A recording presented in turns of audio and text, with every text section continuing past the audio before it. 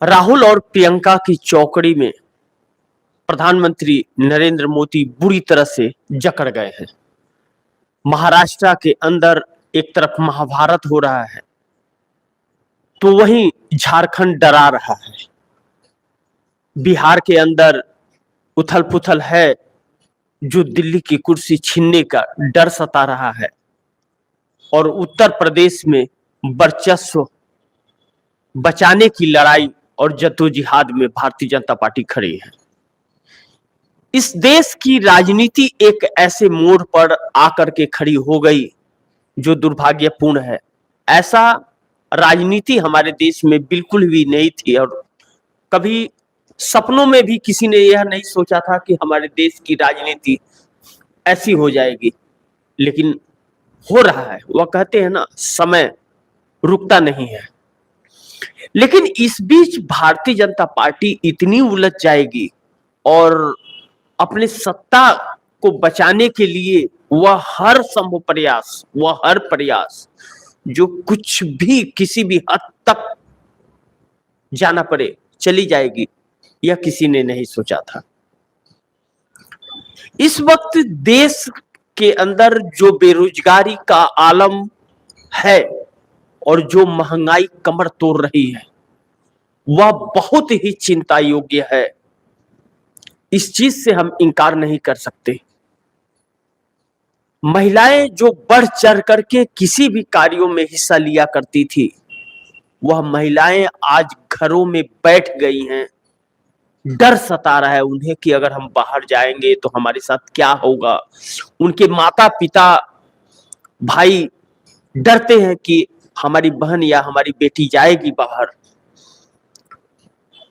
जितने कमा के नहीं लेकर के आएगी, पूरी इज्जत उतर गई तो क्या करेंगे।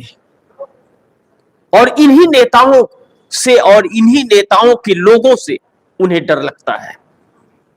जिसे वह चुन करके अपना नेता बना करके भेज रहे हैं, वही सर चढ़ करके अत्याचार और घिनौना कार्य करते हुए नजर जब आते हैं, तब सवाल यह खड़ा होता है कि आखिर इस देश का क्या होगा, इस देश के लोगों का क्या होगा। वह जो युवा हमारे देश के हैं, जो हमारे देश के भविष्य हैं आने वाले समय पर के, या माँ बाप के जो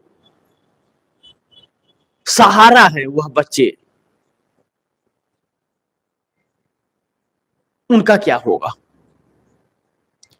ऐसी परिस्थिति में देश आकर के एकदम उलझ करके रह गया है। लेकिन सत्ता सत्ता सत्ता, उसके लिए हर वह चीज करने को तैयार है यह राजनेता। हर वह घिनौना कार्य, हर हद से पार हो जाने के लिए तत्पर है। इसी बीच महाराष्ट्र और झारखंड का चुनाव हो रहा है। वायनाड के प्रियंका गांधी लोकसभा की उपचुनाव लड़ रही हैं, या उत्तर प्रदेश की 9 विधानसभा सीटों पर उपचुनाव हो रहे हैं। यह सारी चीजें बहुत कुछ दर्शा रही है, डरा भी रही हैं। इस चीज से इनकार नहीं किया जा सकता। ऐसे मोड़ पर जब आ चुका है और एक दूसरे पर भरोसा न रहा, अब एकनाथ शिंदे को जिस तरह उद्धव ठाकरे शिवसेना से भारतीय जनता पार्टी तोड़ के ले आई थी, हर कोई जानता है कि वह ईडी सीबीआई के डर से, डर दिखा करके, डंडा बजा करके तोड़ कर लाया गया था। उसके बाद में अजित पवार को भी लाया गया शरद पवार को कमजोर करने के लिए। लेकिन जिस उद्धव ठाकरे को तोड़ा गया कि कमजोर हो जाए, वह उन्हें सबक सिखाए कि वह भारतीय जनता पार्टी का साथ छोड़ करके कांग्रेस के साथ कैसे महाराष्ट्र में सरकार बना लिए, तो एकनाथ शिंदे को तोड़कर और भारतीय जनता पार्टी अपनी सरकार बनाई। 45 विधायकों को एक साथ तोड़ लिया, पार्टी ही तोड़ ली, पूरी पार्टी ही छीन ली विधायकों के साथ साथ।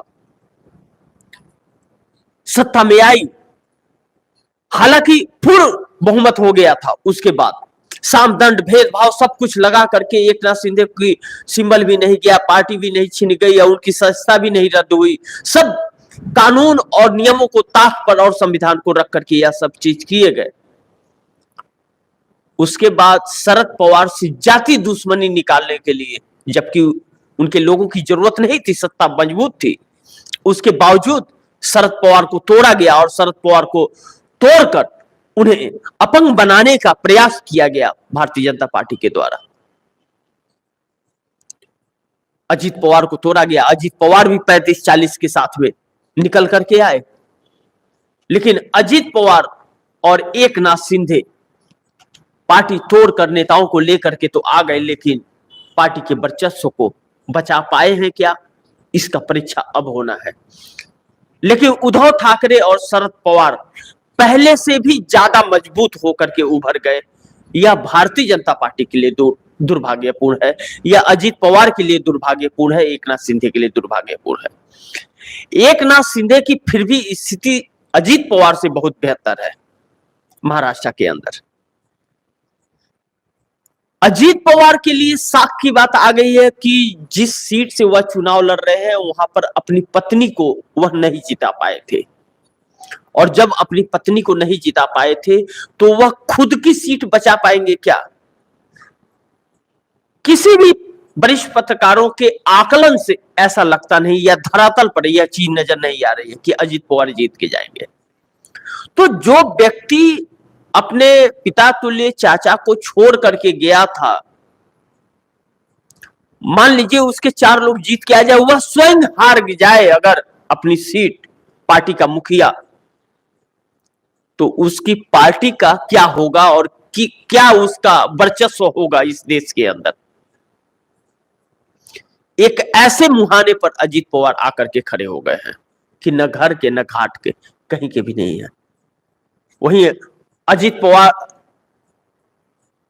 कमजोर हो गए हैं, पहले से ताकत कम हो गई है, उनके चेहरे गिरते जा रहे हैं। अब डर सताने लगा है कि हमारी राजनीतिक करियर का क्या होगा। जो सीएम बनने का सपना देख रहे थे, उनकी राजनीतिक करियर दांव पर आ गया। वहीं शरद पवार भारतीय जनता पार्टी से छोड़ करके लोग शरद पवार के पास आ रहे हैं। जिन नामों का आज भी मैं जिक्र करूंगा अपने विश्लेषण में कि भारतीय जनता पार्टी के जो नेता छोड़ करके आए हैं, 3 नेताओं का और 3 सीट का उन्हें शरद पवार ने टिकट दे दिया। यह जिताऊ कैंडिडेट कहते हैं ना, जिताऊ कैंडिडेट। मैं बोल रहा था ना आप दर्शकों को, कई प्रोग्राम में कहा कि इंतजार कीजिए, जब सूची जारी होगी प्रत्याशियों की तो पता चलेगा।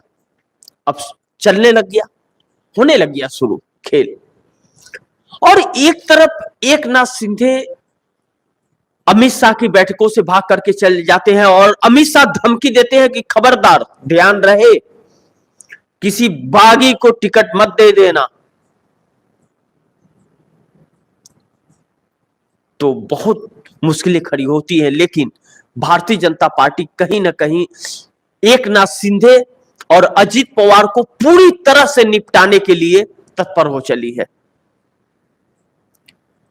एकनाथ शिंदे के खिलाफ एक ऐसे व्यक्ति को खड़ा कर दी है, उनके प्रत्याशी के खिलाफ, जिसके इन्हीं के लोगों ने मार दिया था उसे, उसकी पत्नी को टिकट भाजपा ने दे दिया।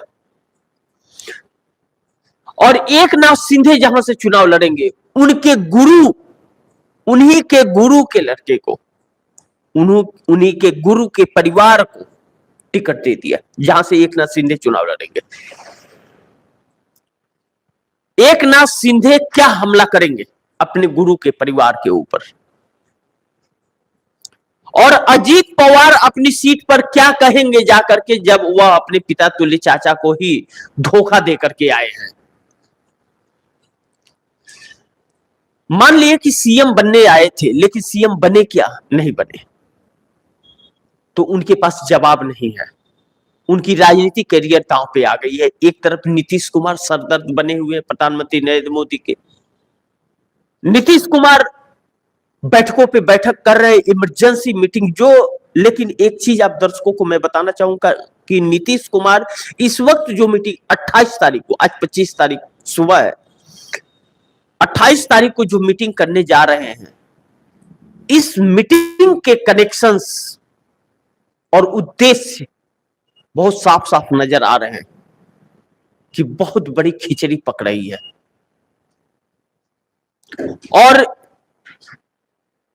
इस बैठक का तार चंद्रबाबू नायडू से कहीं ना कहीं जुड़ता है। यह पता चलता है कि ऐसी बैठक बगैर चंद्रबाबू नायडू से बात किए हुए नीतीश कुमार ऐसी बैठक करेंगे या संभव नहीं है। और अगर चंद्रबाबू नायडू के साथ बातचीत करने के बाद सभी सांसद और विधायकों को, पार्षदों को, सबको एक साथ मीटिंग में मौजूद रहने के लिए हिदायत दी गई है कि रहना है, सारे प्रोग्राम कैंसिल करो, और मीडिया की एंट्री बंद है, तो कुछ तो रीजन भी होगा, कुछ वजह बड़ी होगी, क्योंकि बिहार के अंदर भी उपचुनाव चल रहे हैं। 13 तारीख को वहां भी उपचुनाव होना है, 13 तारीख को उत्तर प्रदेश की भी सीटों पर चुनाव होना है, वायनाड के लोकसभा सीट पर भी उपचुनाव, जहां प्रियंका गांधी पर्चा दाखिला की है, वहां भी होना है। इस बीच झारखंड के अंदर चुनाव है, 2 सीटें जेडीयू को भाजपा ने दी है, वह रास नहीं आई है। गिरिराज सिंह ने सोचने पर मजबूर कर दिया नीतीश कुमार को। गिरिराज सिंह का हिंदू स्वाभिमान यात्रा और बटोगे तो कटोगे के नारे बिहार के अंदर, बैनर पोस्टर नीतीश कुमार को बहुत डरा रहे हैं। इतने कभी नहीं नीतीश कुमार डरे थे। उनके वोटरों में बंटवारे का प्रारूप तैयार हो रहा है। नीतीश कुमार को अलग थलग कमजोर करने का, तोड़ने का यह बहुत बड़ी एक साजिश चल रही है। देखने में कुछ नहीं पता चल रहा है, अरे एक यात्रा ही तो क्या होगा, नहीं जी नहीं, बिल्कुल ऐसा मत सोचिएगा। यह यात्रा नीतीश कुमार के राजनीतिक करियर को फुल स्टॉप भी लगा सकता है और भारतीय जनता पार्टी का सपना बिहार में पूरा कर सकता है। ऐसे मोड़ पर आकर के बिहार की और देश की राजनीति खड़ी हो गई है, और इस बीच हमारे देश की युवा और बहन बेटियों की साख भी दांव पर लग गई है।